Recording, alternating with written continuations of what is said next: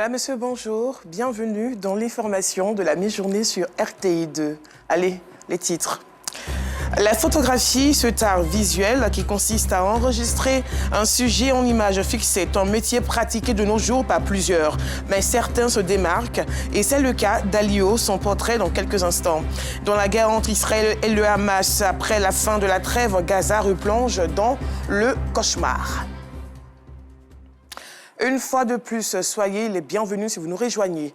La photographie, cet art visuel qui consiste à enregistrer un sujet en image fixe, est un métier pratiqué de nos jours par plusieurs. Dans la commune d'Abobo, nous allons à la rencontre d'un professionnel de la photographie. Son nom, Bamba Alio, titulaire d'un brevet de technicien supérieur en informatique. Alio a tourné le dos à sa formation de base pour s'adonner entièrement à sa passion. Découvrons-le dans ce reportage qui porte les signatures d'Abdul Aziz Guira, Assiton Diarra et Anza Traoré. C'est dans ce local qu'exerce Bamba Alio, photographe professionnel. Amoureux de cet art visuel, il dispense aussi des cours en logiciel de retouche des photos et en photographie. Ce matin, il a rendez-vous avec deux apprenants. Actuellement, lui, je lui montre comment fonctionner sur Photoshop. Voilà, donc on a commencé avec un découpage de photos. Au fur et à mesure, les étapes, on va lui montrer un peu, il va s'en sortir. Pour un photographe, normalement, tu dois connaître Photoshop. Photoshop, c'est un logiciel, franchement, ça aide. Et c'est bon pour notre domaine, la photographie, la vidéographie. Ce local abrite aussi un studio pour les séances de shooting photo. Aujourd'hui, Alio n'a pas de séance de shooting, mais plutôt un cours pratique de photographie. Il y a où on fait la théorie, en même temps pratique, et il y a où on montre comment se déroule avec les appareils. Comment shooter, les mises au point, etc. Ce lieu nous permet de, souvent, les couples, avant les mariés qui viennent faire les photoshoot pour les affiches. Souvent, il y a les filles aussi qui viennent pour les tenues traditionnelles. Cette jeune fille est à son deuxième mois d'apprentissage. Récemment bachelière, elle envisage bientôt une carrière dans le domaine de la photographie. D'abord, j'aime déjà la photographie. Et puis, pendant les temps libres, les congés, vacances, j'aimerais aussi faire quelque chose pour aider la famille, pour prendre soin de moi-même. L'histoire d'Alio et la photographie remonte en 2008, soit 15 ans plus tôt. Il était en classe de 6e. Un bon matin, vu mon papa, pendant les vacances, il m'a dit, bon, comme je suis à la maison, je ne fais rien, tout ça. Il a des connaissances de venir. Il y a une femme qui fait formation pour la photographie, pour les logiciels sur l'ordinateur d'abord. Ok, donc on s'est rendu là-bas. Ils m'ont présenté à la femme, tout. Maintenant, après ça, la femme, je suis resté avec la femme plus de 10 ans.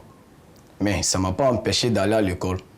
Lorsque j'ai le temps libre, comme les dimanches, les samedis, je passe là-bas pour prendre les cours. C'est après son BTS, brevet de technicien supérieur en informatique, qu'il décide de s'investir à plein temps dans la photographie. Ce n'est qu'en 2018 qu'il obtient son premier appareil photo. À force de travail, 5 ans plus tard, il en détient plusieurs avec un local équipé. De quoi exercer le métier de photographe avec sérieux et professionnalisme. Actuellement, on a plus de 6 appareils. 6 appareils, le prix peut faire aujourd'hui au moins à 6 millions, 7 millions. Donc pour équiper mon studio, on a fait pratiquement 2 millions. Donc aujourd'hui, au fur et à mesure, il a commencé à poster les affiches pour une formation de photos, pour une formation d'informatique, en Photoshop. Au fur et à mesure, un peu. Frère, on dit quoi? Pour ta réservation, là, elle est déjà 14 h. Donc on va se mettre en route. Ce jour, Alio doit se rendre dans la commune de la Kola, à Niama, pour un shooting photo. Avant de se rendre sur le lieu, pour les différentes séances photos, il faut s'assurer de la présence de tous les matériels. Quand on n'est pas trop chargé, on sort avec 2 appareils, on ne sait jamais. Parce que souvent, lorsque tu sors avec un, l'appareil peut avoir un problème sur le terrain. Mais lorsque c'est 2, voilà, on a au moins plus de la chance. Une fois les matériels vérifiés, il faut se dépêcher pour ne pas être en retard ou faire attendre impatiemment les clients. C'est ici à l'église catholique d'Anyama que va se dérouler les shootings photos.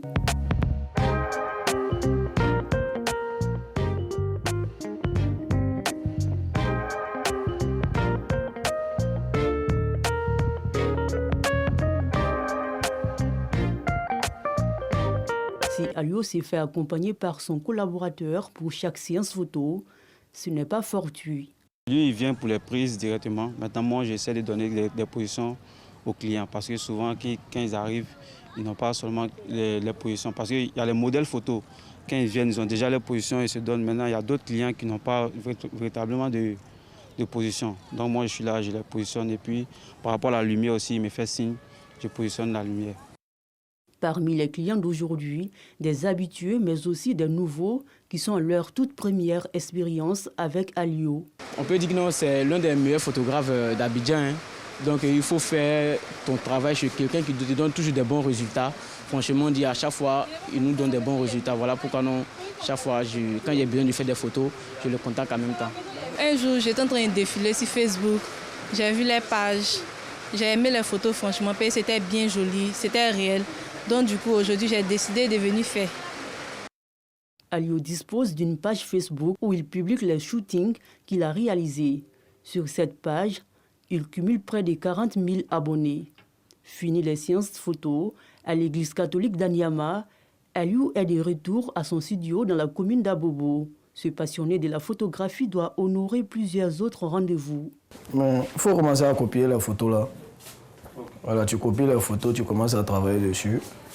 Comme il y a la vieille qui m'a appelé là, maman Catherine, donc je vais faire un tour là-bas. Avant de répondre aux autres rendez-vous de la journée, Aliou décide de se rendre chez Catherine, celle-là même qu'il a initiée à la photographie. Il entend prendre de ses nouvelles et bénéficier davantage de ses conseils. Aujourd'hui, je suis fière de lui. C'est quelqu'un qui aime beaucoup le travail. J'ai formé beaucoup. Mais à lui seulement, il aimait beaucoup travailler. Bon, quoi, avec l'amitié qui le liait à mes enfants, en tout cas, ils se sont entendus et on l'a pris comme notre propre enfant. Aujourd'hui, Aliou est une valeur sûre de la photographie dans les districts autonomes d'Abidjan. Son ambition est de porter son talent jusqu'en dehors des frontières de son pays, la Côte d'Ivoire. Les toilettes, parlons-en. Ce lieu, comme son nom l'indique, permet aux personnes qui quittent leur domicile pour des courses de se soulager en cas de besoin pressant. Dans les communes d'Adjamé et du Plateau, cette activité fait le bonheur des pousseurs de brouettes, des commerçants, des travailleurs et des visiteurs. Assiton Diara, Kader Bachil pour plus de détails. Le business des toilettes publiques commence à prendre de l'ampleur dans la ville d'Abidjan. Dans la commune d'Adjamé, ces toilettes publiques contribuent à l'épanouissement des personnes qui quittent leurs domiciles respectifs pour des courses.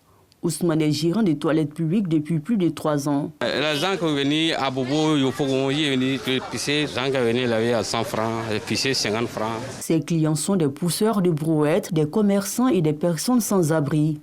Et même pendant les heures de prière, certains fidèles musulmans, pour les ablutions, se dirigent vers ces binoches consacrés à la discrétion et l'intimité du moment de soulagement volontaire des déjections corporelles. On est quitté à Bromagoté, on vient vendre à la gare ici.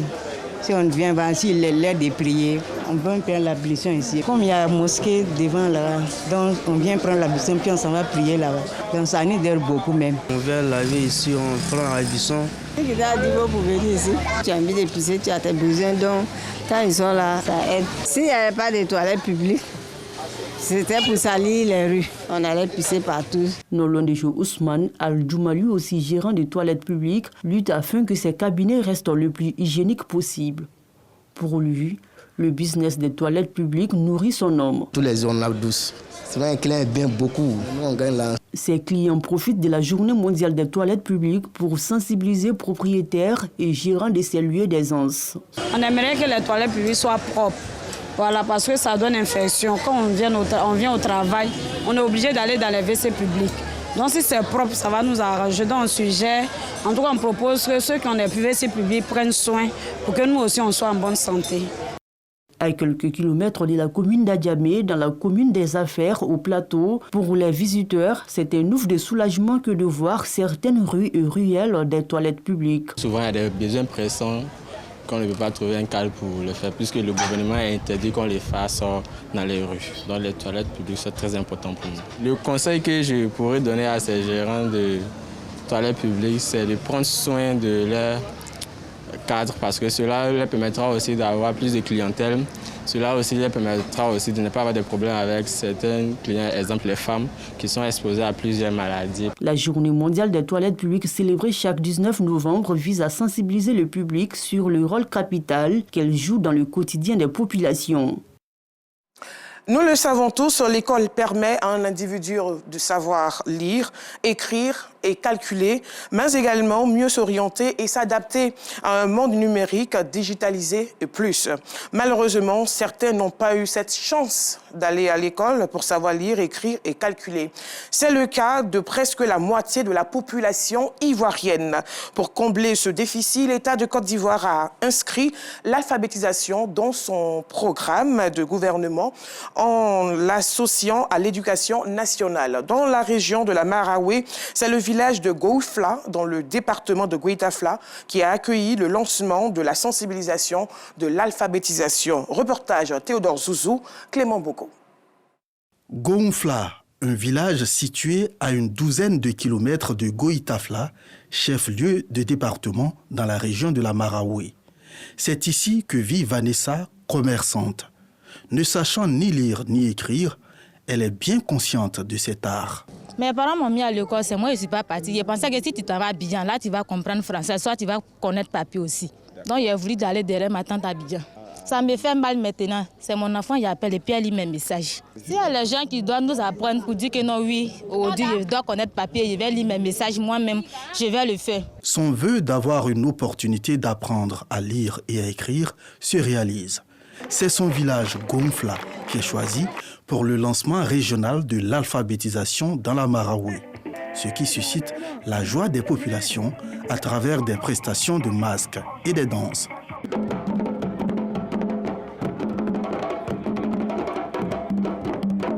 Une seconde chance pour les analphabètes de la région, tout comme Vanessa. Moi, je fais commerce. Tu sens un pays là, tu ne connais pas le papier, comment tu fais? Il faut te cadrer ton tête d'abord et puis tu peux payer. Dans l'église catholique, on nous parle là-bas hier. Nous tous, on a écrit son nom pour venir à l'école. On peut connaître à écrire, à cause de c'est arrivé aujourd'hui. Des sketchs sur les bienfaits de l'alphabétisation exécutés par les élèves, suivis de messages des autorités éducatives et administratives pour mieux sensibiliser ceux qui ne savent pas lire et écrire afin de saisir cette nouvelle chance. On ne peut pas gérer l'éducation nationale sans s'occuper du volet alphabétisation et de l'éducation non formelle. Donc vous comprenez que la mobilisation d'aujourd'hui n'est pas tout simplement une mobilisation à caractère festif, c'est tout simplement pour sensibiliser le pays rural à comprendre la nécessité d'être alphabétisé et de sortir justement des brancards de l'analphabétisme. Il s'agit pour nous d'apporter l'appui de la direction aux initiatives de la direction régionale de l'éducation nationale et de l'alphabétisation qui ne cesse d'entreprendre de grandes actions de sensibilisation des populations. Pour certains adultes déjà inscrits à un programme d'alphabétisation et les cadres du village, c'est une opportunité à saisir. Comme papa n'a pas mis à l'école, c'est pourquoi j'ai essayé de faire l'école pour savoir écrire et lire. Tout le monde, mon camarade se moquait de nous. Il disait, est-ce que si tu es au parti au collège, tu vas payer tes fournitures? Je dis non, je ne fais pas l'école pour devenir ministre. Je veux que devenir un citoyen de ce pays. Quand on sait lire, il n'y a pas assez de gêne dans le développement de ces affaires. Aujourd'hui, nos populations qui tenteront de lire et écrire pourront enfin connaître le prix de leurs produits, savoir au moins manipuler un téléphone portable. Ils seront à l'aise dans toutes leurs actions, que ce soit commerciales ou champêtres. L'alphabétisation à travers l'éducation non formelle est une priorité pour les autorités ivoiriennes. Elle va permettre de réduire significativement le taux d'analphabétisme. Hors de la Côte d'Ivoire, l'armée israélienne a repris ce vendredi ses frappes dans la bande de Gaza, accusant le Hamas d'avoir violé la pause en vigueur depuis une semaine. Pourtant, le Hamas s'était dit prêt à prolonger la trêve en vigueur depuis le 24 novembre. Voilà, c'est la fin de ce journal. Merci de l'avoir suivi. Demain, rendez-vous avec Anissette Coulomb-Blessing.